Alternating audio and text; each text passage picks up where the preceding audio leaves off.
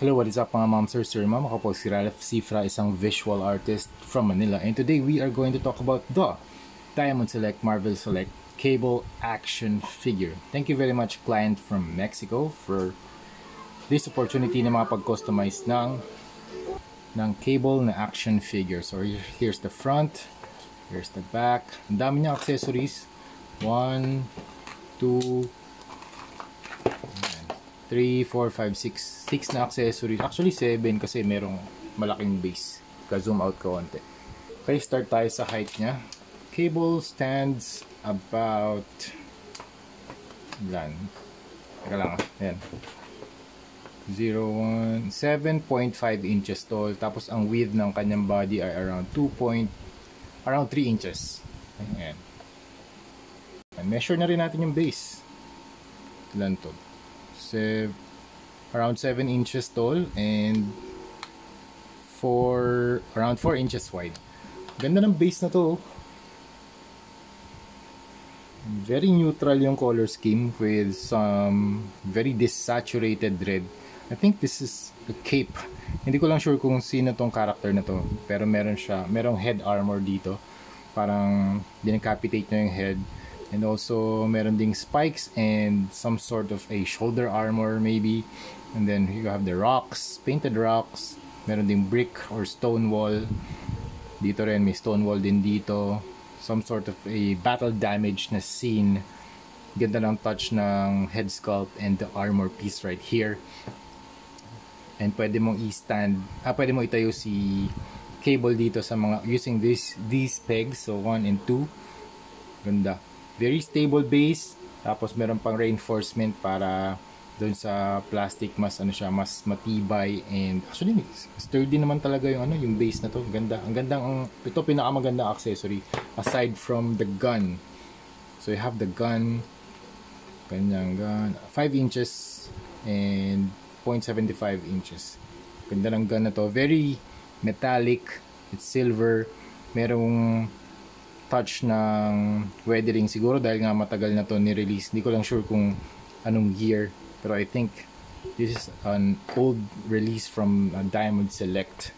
And then yung mga guns niya lahat silver, tapos meron lang din ditong red na paint. Tapos yung iba merong holster na brown, leather brown. I think natatanggal din pala to. Ayos ngayon ko lang nalaman yun. Natatanggal din pala. And then you have the 2 pistols. Yan. Tapos meron din siyang pang close range yung knife niya. And then yung figure super cool, very bulky. The head sculpt looks like Ron Perlman, yung actor. Super nice, and ganda nung build nung kanyang character. Lalo na dito sa top part kasi nga top heavy siya, ang dami niyang pouches, ang dami niyang grenades. So you have 1, 2, 3, 4 grenades here, bullets 1, 2, 3, 4, 5, 6, 7, 8, 9, 10 bullets dito sa kanyang right shoulder. And then you have the attachment dito para sa kanyang barrel. Pwedeng i-attach yung kanyang gun, pero loose na yung attachment, pero lalagyan na lang natin ng blue tack yan para stable siya. Then you have the X logo. In terms of paint job, ang paint na nilagay nila dito ay actually wash lang. Itong blue. Tapos yung mga itong leather brown, may silvers, earth tan, ito silver arm. Ganda rin nung mga fine lines dun sa silver arm niya. And then you have the gloves. Tapos you have the gold na grenades or canisters. 1, 2, 3, 4. Ang daming pouch. 1, 2, 3, 4, 5, 6, 7, 8, 9 pouches. Tapos ito pa yung mga tawag dito, yung sa the pouch for the gun.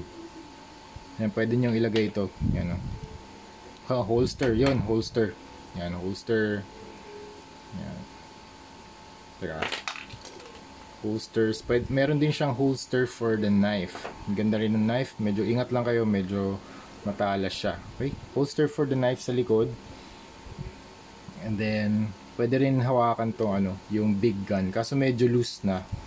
Yan, medyo loose na yung kanyang kamay. Pero ayun, medyo loose na nga, natatanggal.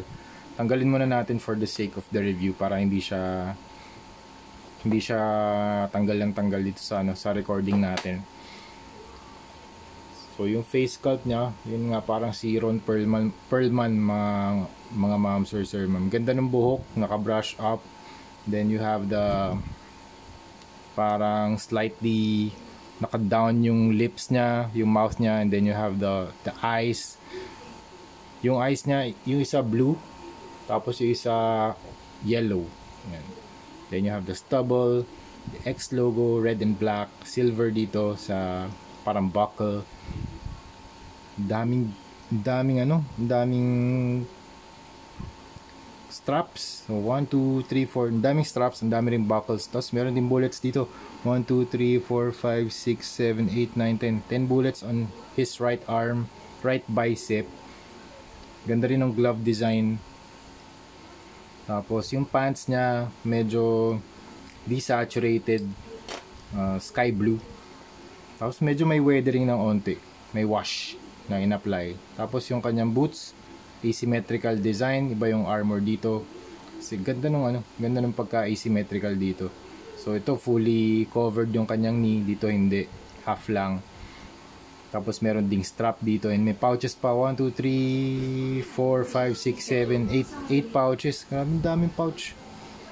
Tapos may mga straps. Ang ganda nung design ng buckle niya, letter C. Okay, articulation naman, head, up, down, wala masyadong movement, naharangan itong collar niya. Tapos arms, up, down, hindi siya nabababa ng todo kasi meron siyang meron din nakaharang dito sa kanyang side. Yun nga, kung bulky yung figure, may talaga, limited talaga yung articulation niya. Ayan. Tapos may rotation din naman. Ay, walang bicep rotation. Ayan, walang cut. Tapos hindi siya double jointed, less than 90 degrees lang yung rotation ng kanyang elbow. Tapos ito, nagro-rotate naman yung kanyang gloves. And then walang cut din dito sa kanyang body. Sa akin okay lang kasi maganda naman yung sculpt, daming nangyayari, daming details. Sa legs, forward, back, tapos outward to. Ayan, out. Tapos ayan, in. Tapos meron ding cut, thigh cut, then double jointed na knees. Ayan, maganda na may articulation din dito. And ball joint na paa. Walang toe articulation. Ayan. Ayan, kung nagko-collect kayo ng cable, recommended to sa mga cable collectors kasi ang ganda nung armor design, very bulky on the top, very top heavy, ang dami niyang weapons, ang ganda ng accessories. Ito yung base, maganda, very nice addition to the display. Meron pang head armor, you have the spikes, then you have the guns, 1, 2, 3, 4, 5, 6 guns, and 1, 2, 3, 4, 5 guns in total.